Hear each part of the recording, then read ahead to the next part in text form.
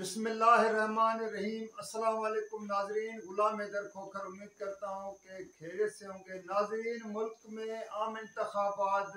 को तकरीबन अब 1 महीना रह गया है। उस हवाले से एक तरफ तो जो बड़ी में बड़ी बहस चल रही है कि वो आम इंतखाबात होंगे या नहीं होंगे, क्योंकि सेनेट पाकिस्तान से जो रेजोल्यूशन करारदाद मंजूर हुई है उसके बाद सियासी जमातों का जो रद्दअमल आ चुका है वो आपके साथ शेयर कर चुका हूँ। लेकिन पीपल्स पार्टी और दीगर जमातों ने तो आम इंतखाबात पर अपने अपने कैंडिडेट्स को अखाड़े में उतारने के लिए और उनके नामों का भी ऐलान कर दिया है। सिंध के हवाले से पीपल्स पार्टी ने जिन नामों की मंजूरी दे दी है और उन उम्मीदवारों को टिकट जारी करने के हवाले से नाम पब्लिक कर दिए हैं, तो वहाँ पर कितने सियासी बासर लोग हैं और उसमें कारकुन कितने हैं, ये सबसे बड़ा इम्पोर्टेंट है। उस हवाले से आप लोगों के साथ बातचीत शेयर करने से पहले तमाम नाजरीन से यही रिक्वेस्ट है कि आप मेरे इस चैनल को लाइक भी कीजिए, शेयर भी कीजिएगा, सब्सक्राइब के साथ कमेंट्स ज़रूर भेजा करें।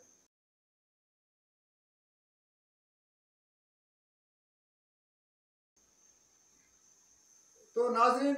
सबसे पहले जो मैं आपसे बात कर रहा हूँ कि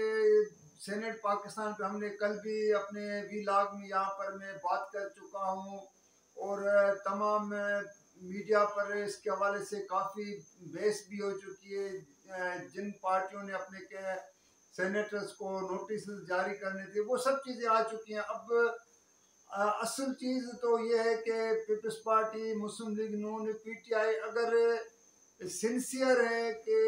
ये रेजुलेशन गलत पास हुआ है और इसको रद्द करते हैं, तो इसका एक ही हल है कि वो उसके लिए जो है एक रेकुजेशन इजलास बुलाएं, चेयरमैन सेनेट को दरख्वास्त करें और उसमें जो है ना इस रेजुलेशन को जो है ना रद्द कर सकते हैं। उनके पास मेजॉरिटी, सब जमातें अगर इस हवाले से संजीदा हैं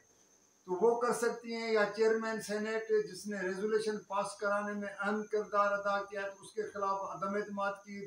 मोशन मूव कर सकते हैं। वो एक अलग बात है कि चेयरमैन के टेन्योर में बाकी 2 माह से भी कम अरसा या 2 माह रह गए हैं, तो ये भी कर सकते हैं।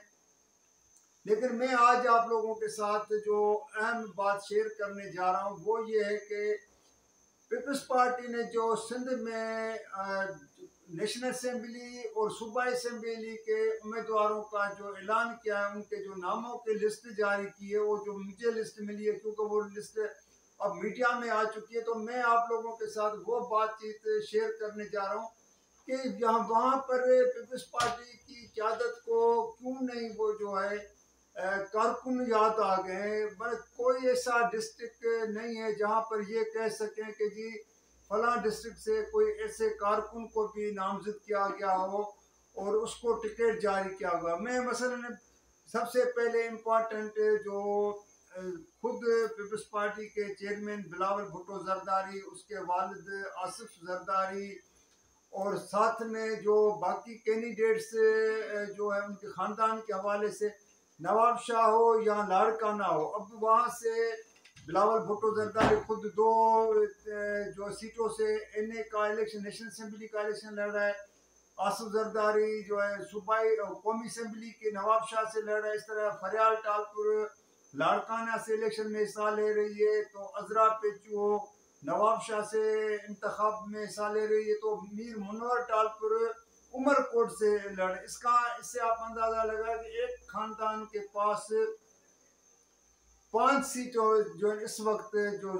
नजर आई हैं, मतलब जो लिस्टें के मुताबिक। अच्छा,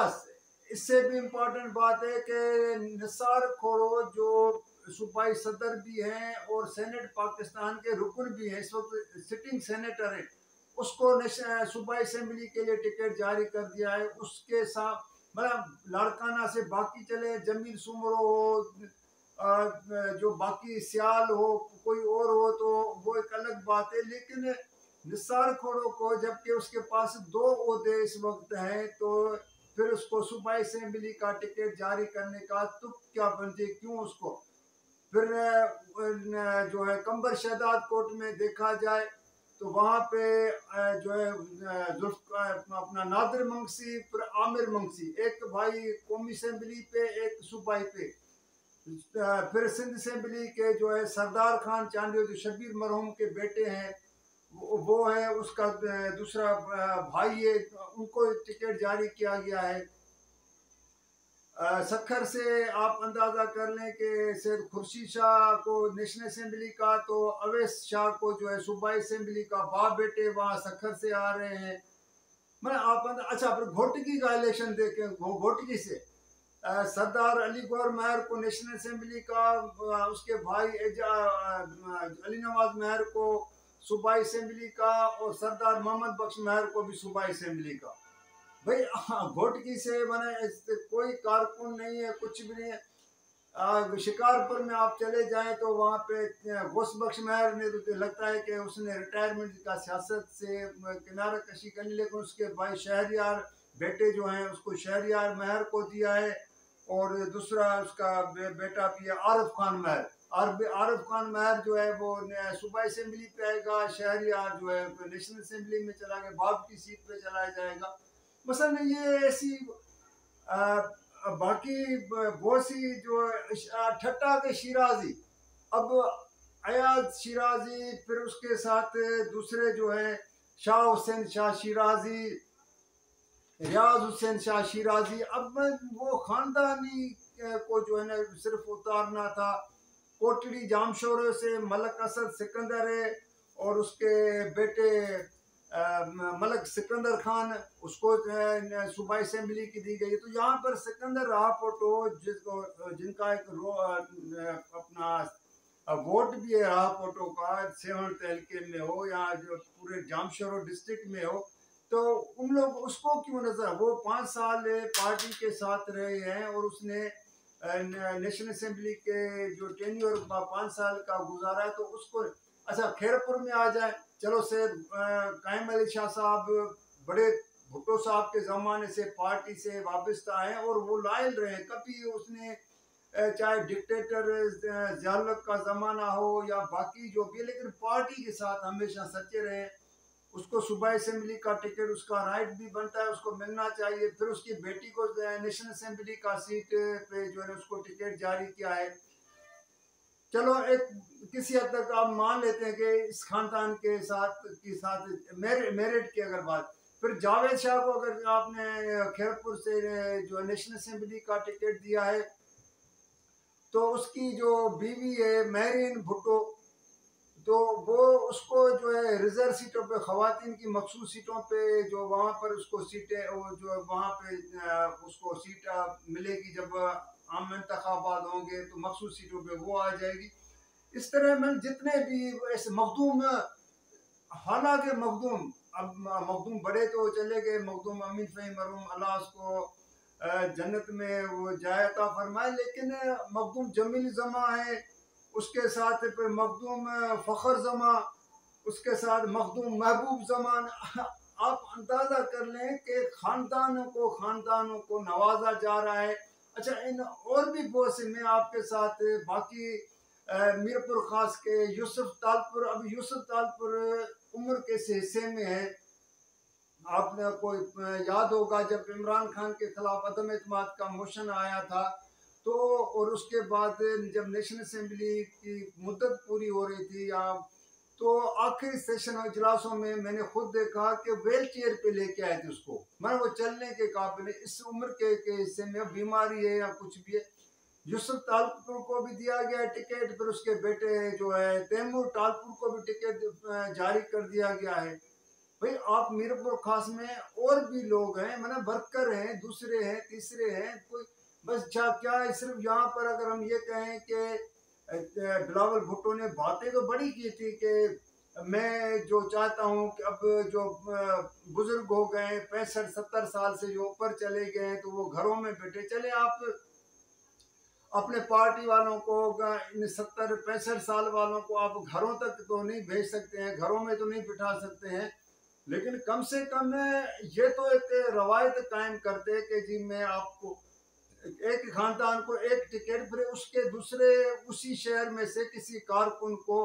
किसी ऐसे बंदे को लाते और उस पार्टी वालों को कैंडिडेट्स को पाबंद बनाते कि अगर आप कौमी असम्बली का इंतखाब लड़ने तो सूबा असम्बली का खर्चा इस कारकुन का आपको बर्दाश्त करके उसको कामयाब कराना होगा। तो ये बात अगर बन जाती तो एक कोई चीज़ नज़र आती, लेकिन यहाँ पर खानदानों को सिर्फ तरजीह दी गई है। उससे अंदाजा बाकी पंजाब में भी ये हो रहा है, नवाज लीग में भी होगा। मैं कल नवाज लीग के ऊपर आप लोगों के साथ बातचीत शेयर करूंगा।